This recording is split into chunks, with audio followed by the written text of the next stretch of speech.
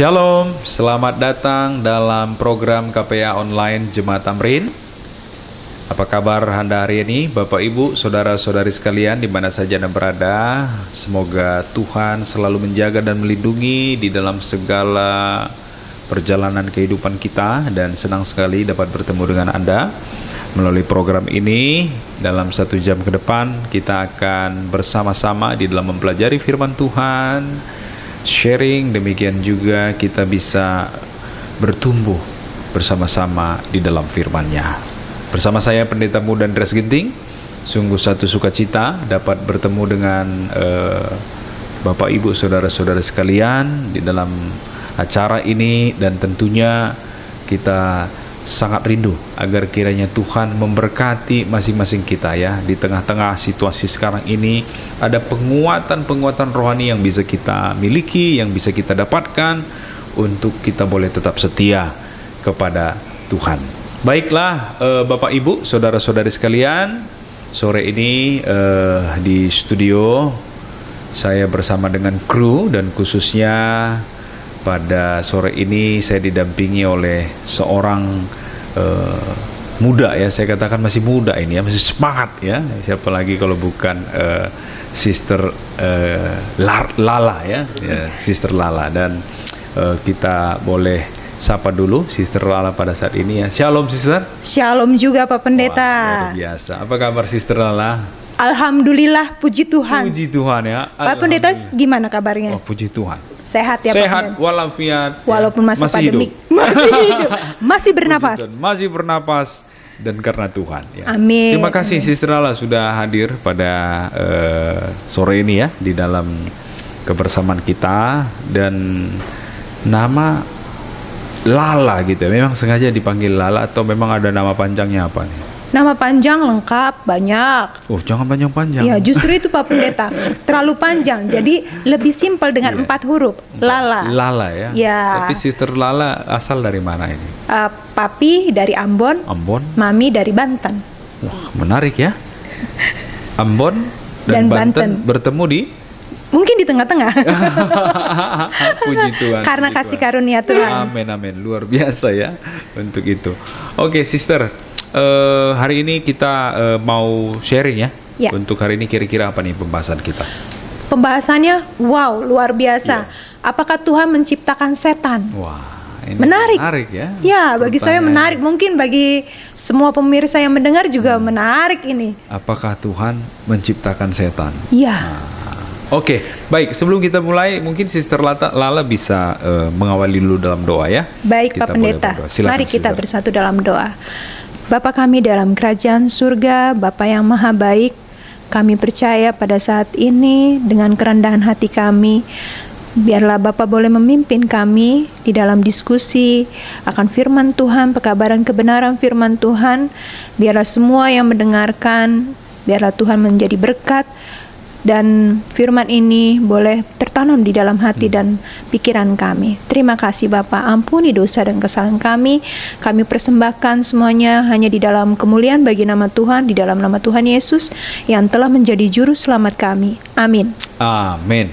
Baik, terima kasih Sister Lala sudah mengawali pertemuan kita dalam doa ya. Kembali mengenai topik kita hari ini, apakah Tuhan menciptakan setan? Kira-kira apa nih yang mau diketengahkan dalam pembahasan ini? Ya, mungkin banyak orang sedang berpikir, kenapa kok Tuhan nyiptain setan? Apa setan itu diciptakan oleh Tuhan?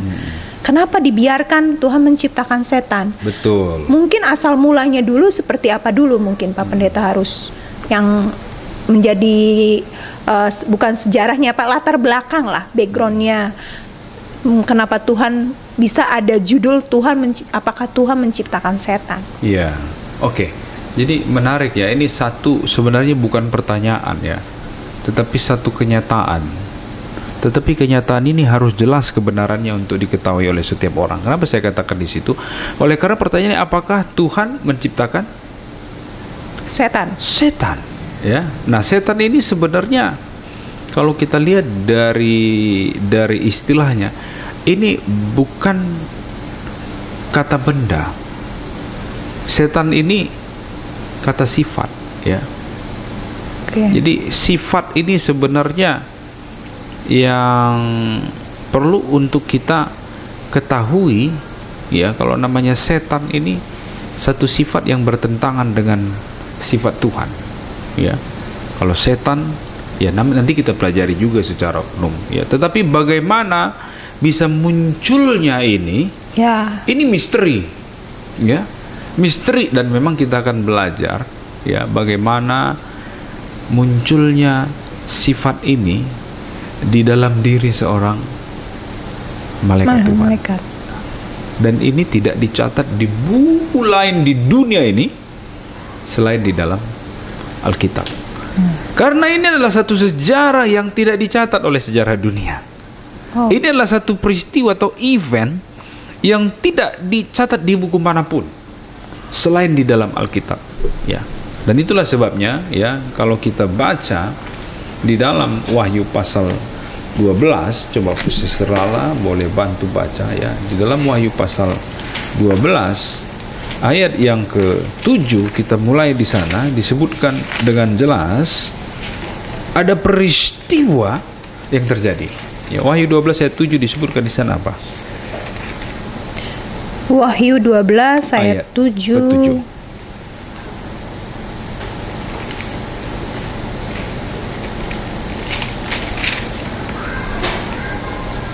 Maka timbullah peperangan di sorga. Mikael dan malaikat-malaikatnya berperang melawan naga itu, dan naga itu dibantu oleh malaikat-malaikatnya. Sangat menarik, ya. Ungkapan kalimat pertama dia itu di sana dikatakan, maka timbullah peperangan di mana? Di sorga. Di surga. Bagaimana sorga, tempat di mana Allah berada, tempat di mana menjadi pusat kedamaian, tapi terjadi apa? Adanya keributan, adanya peperangan. Di Alkitab. Terjadinya peperangan, terjadinya keributan, terjadinya konflik. Dan konflik ini antara siapa dikatakan itu? Antara Mikael dan malaikat-malaikatnya berperang melawan Naga itu. naga. Dan siapa naga itu? Di ayat 9 disebutkan. Oke, ayat 9. Dan naga besar itu, si ular tua yang disebut iblis atau Satan, yang menyesatkan seluruh dunia, dilemparkan ke bawah. Ia dilemparkan ke bumi bersama-sama dengan malaikat-malaikatnya. Nah, itu dia, ya. Jadi siapa naga besar itu? Siapa naga itu? Dia disebut iblis atau disebut setan. Dan dicatat oleh Yohanes di dalam kitab yang menyesatkan seluruh dunia pada waktu diceritakan ini dunia sudah ada. Tetapi pada saat peristiwa ini dunia belum ada. Jadi terus bisa dipahami. Jadi Yohanes menulis ketika dia berada di dunia ini, ketika dia masih di dunia ini, ketika dia hidup sebagai manusia di dunia ini, dan dia menggambarkan, dia menuliskan peristiwa yang sudah terjadi pada zaman Yohanes hidup, ya. Jadi apa yang ingin saya sorot di sini, adanya satu peristiwa konflik terjadi di sorga antara Tuhan dengan setan. Dengan setan. Dan sangat menarik, ya.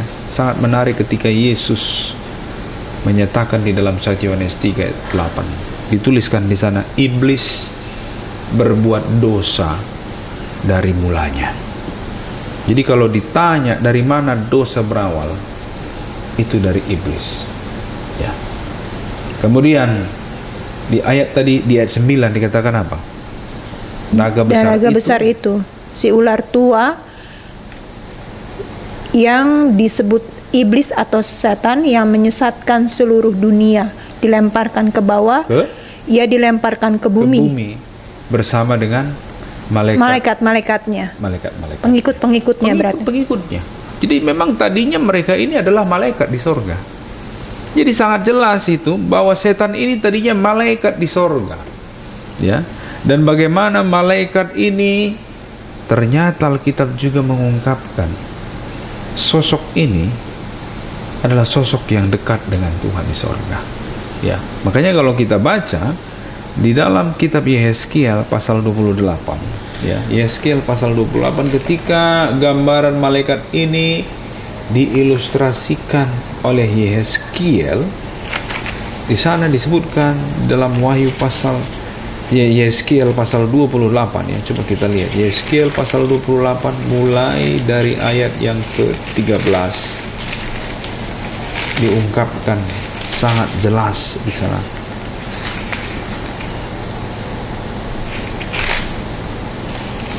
Oke. Ayat berapa Pak Pendeta? 13. Ayat 13.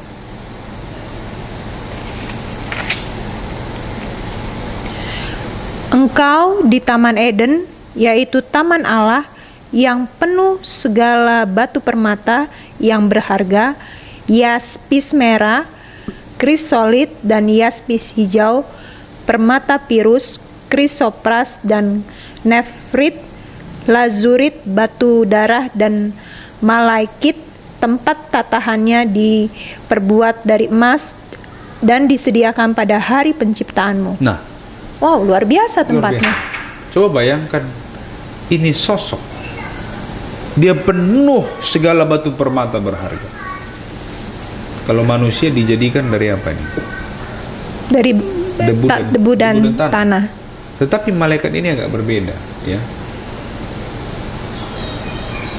Hanya di ayat ini yang paling jelas menggambarkan bagaimana istimewanya malaikat ini.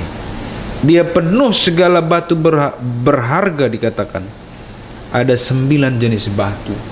Kalau 9 jenis batu, kira-kira itu apa sih batu? Kita nggak tahu apakah dia memang hanya sebagai pernak-pernik saja.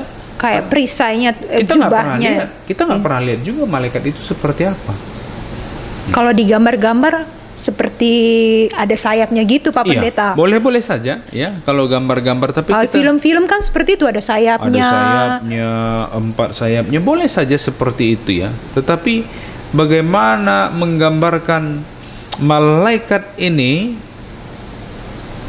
dengan semua jenis pernak-pernik ini, ya saya kira kalau hanya pernak-pernik di kalung-kalung begini, nggak perlu ditulis di sini. Iya, berarti ini sudah luar biasa kalau sampai ditulis. Tetapi ada sesuatu yang melekat di tubuhnya dari bahan yang luar biasa, bahan yang bernilai. Dia nggak dibuat dari tanah. Ya. Bahan ini tidak dibuat dari tanah liat, tapi dibuat dari batu berharga istimewa, ya. Dan dikatakan di ayat 13 bagian akhir itu tadi, disediakan apa? Pada hari penciptaanmu. Ini sangat menawan hati. Ini sangat gemilang hati, ya. Jadi bayangkan, ini sangat istimewa. Dan apalagi keistimewaannya, selain dia berharga, bernilai, dan memiliki bahan dasar yang luar biasa. Di ayat 15 apa katanya? Ayat 14. Ayat 14. Kuberikan tempatmu dekat kerub yang berjaga di gunung kudus Allah engkau berada, dan berjalan-jalan di tengah batu-batu yang bercahaya-cahaya. Wow, luar biasa. Tempatnya dikatakan dekat kerub yang berjaga. Jadi di sorga itu ada malaikat kerub, ada juga malaikat serafim. Ada perbedaan. Kalau malaikat kerub adalah malaikat yang dekat dengan tahta Allah. Kalau istilah sekarang ini, di ring satunya tahta Allah. Jadi kalau orang dekat dengan ring satu, wah itu luar biasa ya. Dekat dengan presiden, senang nggak? Pasti bahagia sekali. Ini luar biasa. Dan saya sampai hari ini saya bertanya-tanya, betapa eloknya makhluk ini, betapa terhormatnya makhluk ini. Tetapi apa yang terjadi? Dosa muncul di dalam dirinya. Dan kalau kita lihat di ayat yang ke-15, disebutkan apa di sana?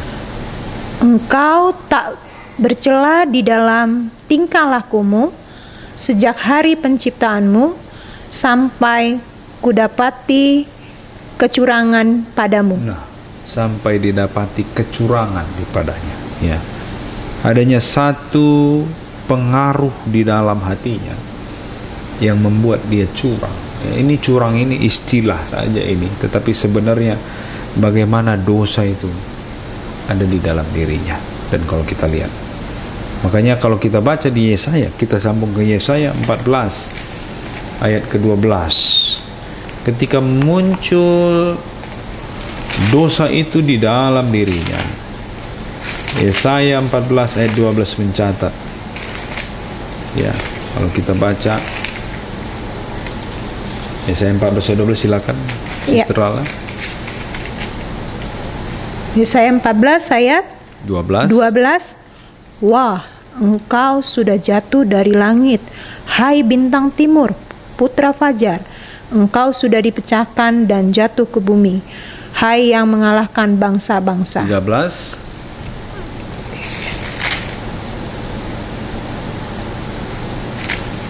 Ayat 13. Oh, ayat 13. Oke, engkau yang tadinya berkata dalam hatimu, aku hendak naik ke langit, aku hendak mendirikan tahtaku, mengatasi bintang-bintang Allah, dan aku hendak duduk di atas bukit pertemuan jauh di sebelah utara. Ayat 14. Aku hendak naik mengatasi ketinggian awan-awan, hendak menyamai yang maha tinggi. Nah, di situ poinnya ya. Jadi kalau kita lihat keistimewaan, kehormatan yang diberikan, tetapi semua itu tidak berarti. Berarti diberikan betul-betul kepercayaan lah. Wah, ya. luar biasa. Tempatnya sangat terhormat, dekat dengan Allah dan sosok yang paling dihormati. Dan kalau kita lihat di sana ya, di ayat 12 itu bintang timur diberi gelarnya. Bintang timur ini dalam bahasa Latin disebut Lucifer. Ya. Jadi makanya Lucifer artinya bintang timur ya. Dan ini adalah sosok yang istimewa. Sosok yang dekat dengan Tuhan, sosok yang memiliki nilai yang sangat tinggi, sosok yang sangat dihormati di kerajaan sorga. Tetapi terjadi keinginan di dalam dirinya. Dosa itu terjadi, dan kalau kita lihat di mulai ayat 14 ya, mulai 13 dan 14, aku hendak naik ke langit, aku hendak mendirikan tahtaku, aku hendak, ini kalau aku hendak ini aku mau. Ada kemauan dari dirinya tersebut ya, malaikat itu. Keinginan ya. Jadi sebenarnya kemauan, keinginan itu adalah karunia Tuhan dalam hidup kita. Tetapi ada keinginan yang tidak wajar. Ya, di sini letak persoalannya. Dan ini yang menjadi warisan kepada manusia ketika manusia itu sudah berdosa. Keinginan, ya. Jadi keinginan di dalam diri itu kalau kita nggak bisa kontrol, kalau kita nggak bisa sadari, itu tidak membawa kita ke dalam hubungan yang dekat dengan Tuhan. Bahkan keinginan itu kalau kita lihat di dalam ayat ini, tidak ada keinginannya sedikit pun yang untuk Tuhan. Kalau kita lihat keinginannya di sana, hendak naik ke langit, dia mau apa? Memiliki ketinggian. Udah tinggi, ingin lebih tinggi lagi, apalagi dia katakan mendirikan tahtaku, mengatasi bintang-bintang Allah, hendak duduk di atas bukit pertemuan. Ini di sorga, ya. Dia hendak mengatasi ketinggian awan-awan, hendak menyamai yang lebih gawat di sini, menyamai yang maha tinggi. Ingin menyamai dengan Tuhan. Ingin menyamai Tuhan. Sang pencipta. Sang pencipta. Ciptaan mau menjadi pencipta. Dan inilah penyebab kenapa Lucifer jatuh ke dalam dosa, ya. Harus dibuang dari sorga. Berarti dosa pertama itu bukannya Hawa ya? Tapinya dosa pertama itu adalah si iblis ini, si malaikat Ya, ini. sebelum manusia jatuh diciptakan. ke dalam dosa, ya, sudah terjadi dosa di sorga. Ya, dosa di dalam hati siapa? Hati Lucifer. Ya. Jadi inilah memang saya melihat berbahayanya bila mana seseorang atau ciptaan tidak bisa mengendalikan keinginannya. Berarti kalau sudah ada niat itu sudah berdosa, itu berarti sama kan si Lucifer seperti itu juga Pak Pendeta? Iya, kalau kita lihat karena kan ya, ada kemauan, kehendak, keinginan. Ya, keinginan. Saya pikir keinginan itu sesuatu yang Tuhan karuniakan dalam hidup. Kenapa saya katakan kalau kita mau makan, kita harus ada ingin lapar. Betul. Harus ada rasa lapar. Kalau kita nggak lapar, kita nggak akan bisa makan. Justru kalau nggak lapar kita sakit. Betul. Iya kan? Iya. Jadi gampang. Kalau hari ini ada orang yang nggak punya keinginan untuk makan, berarti dia orang sakit. Iya kan? Kalau dia sehat pingin makan gitu. Cuman makan pun harus dibatasin juga. Jangan terlalu banyak makan juga kan begitu ya. Jadi keinginan itu karunia Tuhan, tetapi kegagalan di dalam mengendalikan keinginan itu bisa menjadi kutuk. Itulah sebabnya ya, seringkali kalau kita berdosa, siapa yang kita salahkan? Kita cari kambing hitam. Yes, Ya. betul sekali tuh. Kalau kadang-kadang ada orang bilang, oh ini gara-gara setan ini gitu ya. Gara-gara setan ini kita bilang ya. Padahal setannya setan siapa? Setannya setan adalah dirinya sendiri. Ya. Dan itu digambarkan oleh Yakobus di dalam Yakobus 1 ayat yang ke-14. Coba kita baca. Oke. Yakobus 1 ayat 14. Ini stylenya Yakobus untuk memberikan edukasi bagaimana dosa itu bisa terjadi dalam hidup seseorang. Di dalam Yakobus 1 ayat 14, silakan. Sebentar Lala, Pak Pendeta. boleh bantu baca ya. Oke, Yakobus 1 ayat 14, coba kita perhatikan sama-sama. 14. Oke. Tetapi tiap-tiap orang dicobai oleh keinginannya sendiri, karena ia diseret dan dipikat olehnya. Oke. Tiap-tiap orang dikatakan apa? Dicobai oleh. Keinginannya sendiri. Be careful of what you desire. Hati-hati dengan segala keinginan kita. Makanya ada hati-hati dengan hati. Amsal 4:23 katakan, jagalah hatimu dengan segala kewaspadaan, karena dari situlah terpancar kehidupan. Makanya hati kita harus kita serahkan kepada Tuhan setiap hari, supaya hati kita itu dikuduskan oleh Tuhan, hati kita itu disucikan oleh Tuhan. Dan dia ini katakan tiap-tiap orang dicobai oleh keinginannya sendiri, karena ia diseret dan dipikat olehnya.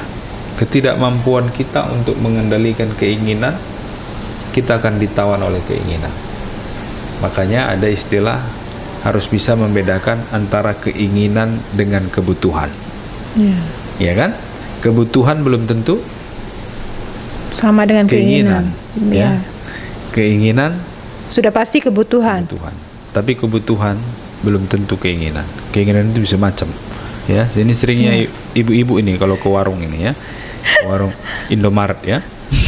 Ini bukan sebut merek ya. Kalau mau belanja 10 item udah ditulis dari rumah, tapi sampai Indomaret bisa 15 item. Lapar mata itu Pak. Nah, itu kan namanya. Katanya lapar mata. Begitu ngelihat, wow, kayaknya kinclong banget barangnya ini. Iya. Jadi apa yang ditulis? Tambah itemnya. Tambah itemnya ya. Jadi tambah item. Karena keinginan itu selalu apa? Selalu ada, selalu bertambah. Dan kalau kita lihat keinginan itu kalau tidak bisa dikuasai, maka keinginan itu menguasai kita. Dan kita lihat di ayat 15 disebutkan di sana, apabila dikatakan keinginan itu telah dibuahi, ia melahirkan dosa. Dan apabila dosa itu sudah matang, ia melahirkan maut. Di sini gagalnya seorang malaikat itu, dan kegagalan ini sudah diprediksi oleh Tuhan. Luar biasa Tuhan kita itu. Jadi Tuhan sudah ada plan yang sudah ada planningnya.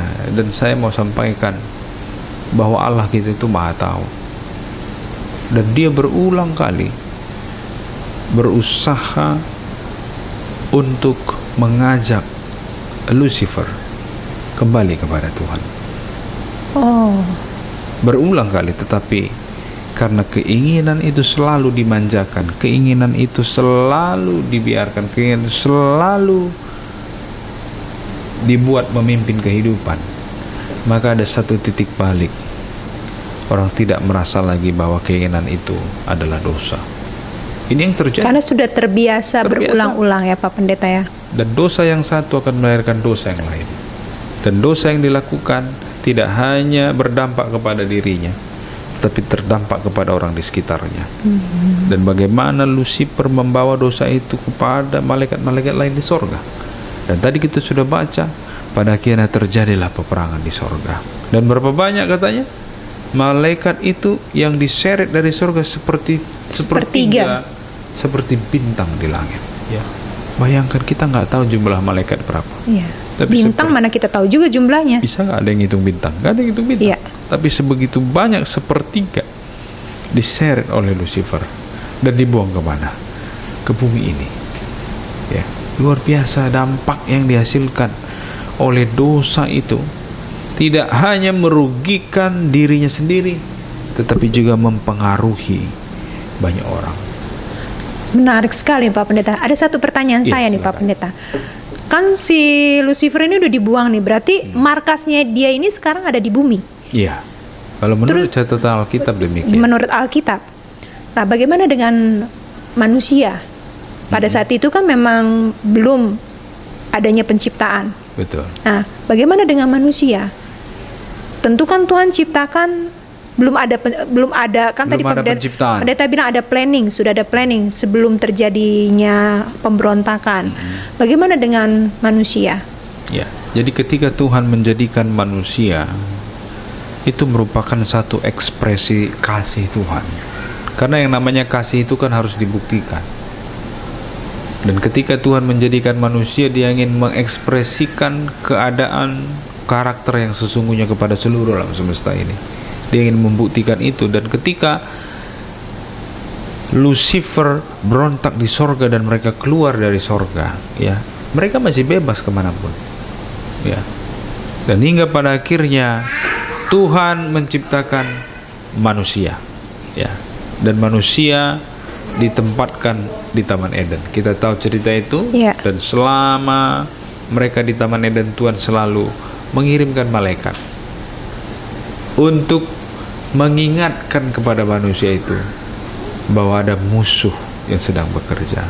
Jadi bukan tanpa perbekalan, bukan tanpa persiapan, Tuhan memberitahukan keadaan ini kepada manusia, kepada Adam, kepada Hawa. Hati-hati, ya. Ya, kalau Karena di dalam- manusia yang diciptakan Tuhan itu harus diuji juga kesetiaannya. Karena kita ini bukan dijadikan tanpa kebebasan. Tuhan memberikan kita Free will. kebebasan untuk memilih, ya. Kebebasan untuk memilih mana yang akan kita sembah hari ini. Ya. Dan Tuhan menguji manusia di Taman Eden dengan menjadikan apa? Ada 2 pohon, ya. Kalau Ya. kita baca di Kejadian 2 ayat Kejadian. 16, ada 2 pohon di sana, ada pohon pengetahuan baik dan jahat dan juga pohon kehidupan, ya. Tapi Tuhan katakan mengenai pohon pengetahuan ini, jangan kau makan. Kalau kau makan, kau akan mati. Dan kita tahu bagaimana selanjutnya raja kegelapan itu datang dan dia menipu manusia pertama. Hawa jatuh ke dalam dosa itu tadi, kembali lagi dosa satu orang menyebabkan orang lain Orang juga lain. berdosa, ya. Dan bagaimana dosa itu pada selanjutnya menjadi bagian kita yang hidup di dunia ini, ya. Inilah dampaknya dosa itu, dan bagaimana kita perlu untuk menyadari supaya kita tetap setia dalam Tuhan, ya. Demikian, Sister Lala. Ya. Lalu setelah si manusia ini berdosa, hukuman pelanggarannya Pak Pendeta. Kalau kita baca di dalam Kejadian, dia harus dibuang gitu ke bumi. Betul. Padahal saat itu Tuhan tahu bahwa malaikat yang sudah berdosa juga kan, yang sudah salah, sudah ingin menyamai si iblis atau Lucifer, dibuang ke bumi. Kenapa nggak ditempatkan ke tempat yang lain gitu? Iya, dan memang sengaja Tuhan sedang menguji manusia itu, supaya manusia itu betul-betul kesetiaannya kepada Tuhan itu tidak dimanipulasi, ya. Kesetiaannya itu akan menunjukkan bahwa dia mempunyai kebebasan di dalam menentukan pilihannya. Dan memang ya, manusia itu gagal Ya. untuk mempergunakan kemerdekaan, mempergunakan kebebasan yang Tuhan berikan. Dan betapa bernilainya sebuah kebebasan itu di dalam hidup seorang manusia. Karena manusia tanpa kebebasan itu robot namanya, Iya. ya. Demikian juga manusia dengan kebebasan yang tidak terkendali, itu pun liar namanya, ya. Jadi memang Tuhan itu ingin menyatakan bahwa Dia adalah Allah yang penuh kasih, dan Dia mau seluruh ciptaannya menyembah Dia dengan kerelaan untuk menyembah Dia, dengan sukacita untuk menyembah Tuhan. Demikian, sister. Iya, kan yang dimakan sama si Hawa itu cuma segigit buahnya itu kan, Pak Pendeta. Kan Allah penuh kasih. Masa segitu kejamnya gitu loh manusia dibuang ke bumi gitu. Hanya segigit sudah menjadi malapetaka yang luar biasa dahsyatnya. Seperti itu.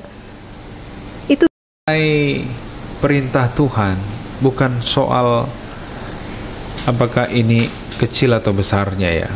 Ya. Kalau saya mencuri, apakah dosanya beda di hadapan Tuhan mencuri uang 50 rupiah dengan 50 miliar? enggak sama sih. Sama bagi Tuhan. Karena dosa adalah apa katanya di dalam 1 Yohanes 3:14 apa? Dosa adalah pelanggaran terhadap hukum Allah ya. Tuhan membuat hukumnya supaya manusia itu menjaga kesetiaannya, supaya manusia itu menemukan identitasnya, menemukan nilai hidupnya. Dan ketika manusia itu melanggar, di sanalah dosa yang dimaksud ya, pelanggaran terhadap hukum Tuhan. Dan ketika pelanggaran itu terjadi, manusia harus kembali diperdamaikan dengan Tuhan. Dan memperdamaikan dengan Tuhan itu, dia harus datang kepada Yesus ya. Ini adalah pembahasan selanjutnya nanti akan kita bahas di dalam hal ini. Jadi dosa itu mau itu 1 gigit, 2 gigit ataupun tetap banyak dosa gigit, itu tetap Pak Pendeta ya. Jangan memang sedikit-sedikit aja Tuhan. No. Ya. Kalau kita melakukan pelanggaran, mau itu besar atau kecil, tetap dosa namanya. Ya. Dan bagi Tuhan upah dosa katanya Roma 6:3 maut adalah maut. Tetapi karunia Allah adalah apa? Hidup yang kekal. Ya, kita harus mengikut Tuhan dengan kerelaan hati. Dan kita tidak bisa bergantung kepada diri kita untuk bisa selamat dalam hidup ini. Kita harus bergantung kepada Tuhan. Demikian, Sister Allah. Satu lagi Pak Pendeta, saya mau tanya nih. Tapi masih banyak lagi pertanyaan yang lain nih Pak Pendeta. Kenapa yang dipilih, bukan yang dipilih, kenapa yang menipu si Hawa ini si ular, binatang ular? Kan binatang yang Tuhan ciptakan banyak tuh. Banyak. Kenapa ular gitu yang menjadi lambang?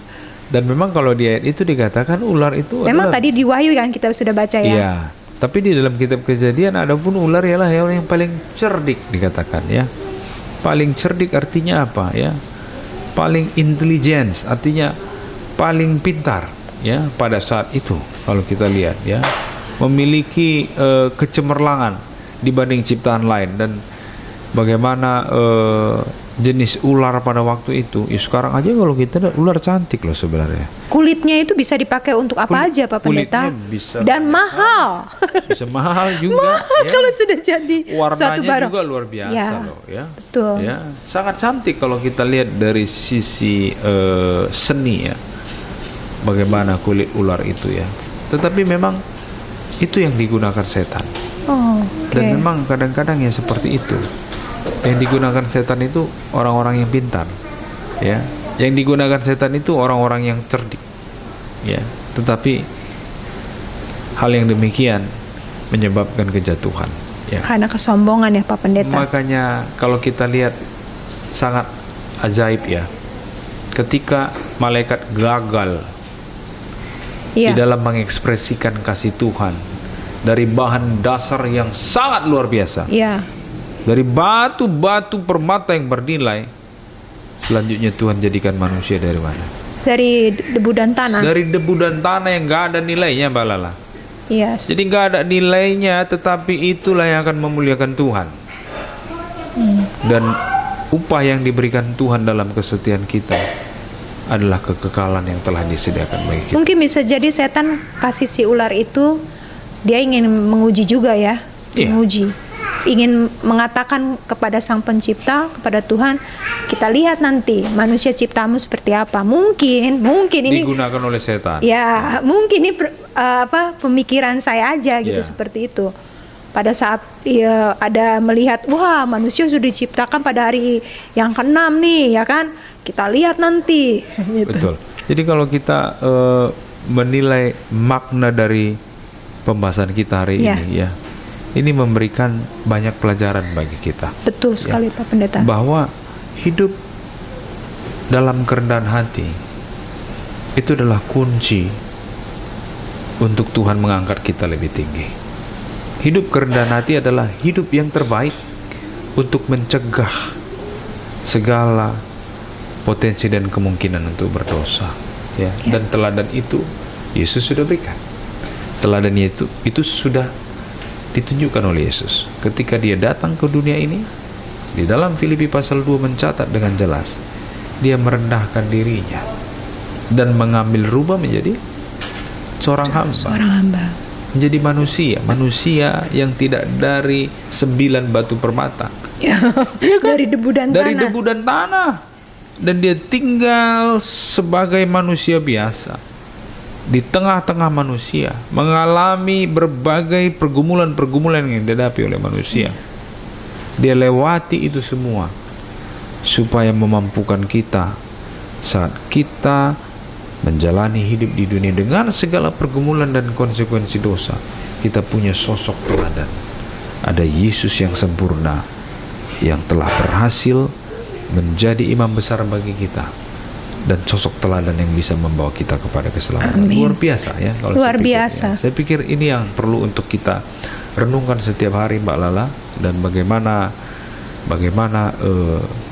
pelajaran hari ini ya mengingatkan kita kembali bahwa ada musuh yang sebenarnya bukan setan saja, tapi bagaimana kita bisa mengalahkan diri kita sendiri ya Pak Pendeta ya. Dan bagaimana kunci mengalahkan diri kita sendiri? Yesus bilang ya, kau harus datang padaku, angkat salib dan ikut aku. Kita harus angkat salib, kita harus menyangkal diri kita untuk bisa hidup sesuai dengan kehendak Tuhan. Demikian yang bisa saya tambahkan. Baik Pak Pendeta. Saya rindu untuk menyanyi satu lagu ya.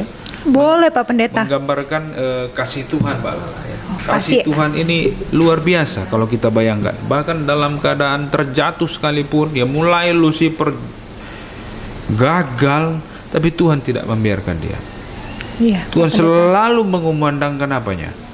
Mengumandangkan kasihnya. Manusia juga begitu, ketika manusia berdosa, Tuhan juga selalu meminta manusia itu untuk datang kepadanya. Panggilan yang sama juga dengan kenapa demikian? Karena kasih Allah. Kasih Allah adalah kasih yang tidak terbilang ya.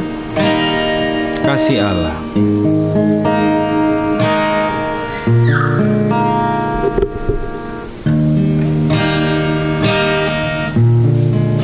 Kasih Allah tak terbilang, lidah tak dapat uraikan, lebih tinggi dari bintang, lebih dalam dari lautan. Yang berdosa diselamatkan oleh korban Yesus, yang telah sesat didamaikan, dosanya terhapus. Oh kasih Allah yang limpah tak dapat diduga, kasih yang kekal selamanya jadi lagu surga. Bila kelak tiba waktunya, kerajaan dunia telah jatuh. Bila orang yang durhaka berseru pada gunung batu, kasih Allah tetap tahan, takkan berubah. Rahmat besar yang selamatkan jadi lagu surga. Oh kasih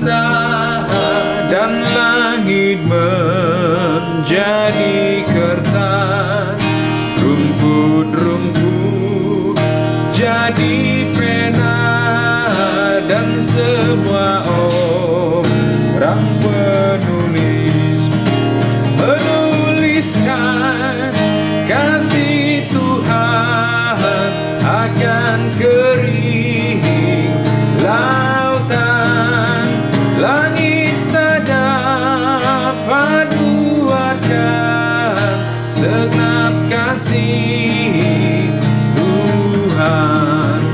Oh, kasih Allah yang limpah tak dapat diduga, kasih yang kekal selamanya, jadi nyanyian surga.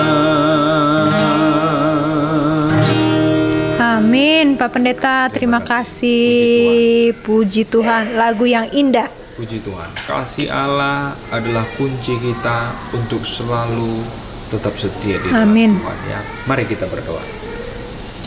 Bapa di sorga, terima kasih oleh karena pelajaran hari ini mengingatkan kami kembali tidak hanya bagaimana kejatuhan itu terjadi ketika terjadi konflik di kerajaan sorga, bagaimana kemurtatan itu terjadi, tetapi kasih Tuhan tetap tampak di dalam situasi itu. Kasih Tuhan yang kekal, kasih Tuhan yang abadi, kasih Tuhan yang telah memanggil kami hari ini. Dan kami mau menyambut kasih Tuhan itu untuk tetap berada di dalam kebenaran-Mu, untuk tetap selalu terlindung dari setiap keinginan-keinginan yang merusak kehidupan kami. Tuhan kiranya menolong setiap kami agar kami boleh setia di hadapan Tuhan. Berikan kuasa Roh-Mu agar kami boleh kekuatan dari Tuhan, dan kami dapat selalu hidup sesuai dengan kasih Tuhan. Tuhan kiranya menolong semua kami yang hadir pada hari ini. Berkati saudara-saudari, Bapak Ibu yang sudah bergabung, demikian juga kami semua yang ada di studio ini, agar kami tetap selalu di dalam kasih karunia Tuhan, dan hidup kami semakin hari semakin dipersiapkan bagi kedatangan Yesus yang kedua kali. Terima kasih untuk segala kemurahan Tuhan yang kami persembahkan hanya dalam nama Yesus Kristus Tuhan, penebus dan juru selamat kami yang hidup. Amin. Amin. Terima kasih Pak Pendeta. Senang sekali saya berada di sini membahas mengenai tentang firman Tuhan. Luar biasa. Sama-sama. Biarlah semua yang kita sudah bukan perbincangkan, kita ceritakan kasih Allah Amin. tak terbilang ini. Amin. Untuk boleh menguatkan kita. Amin. Terima kasih sama-sama Sister Lala. Tetap Sama-sama. semangat selalu dalam Tuhan. Baik Bapak Ibu, saudara-saudari sekalian, terima kasih untuk kebersamaan kita dalam program hari ini.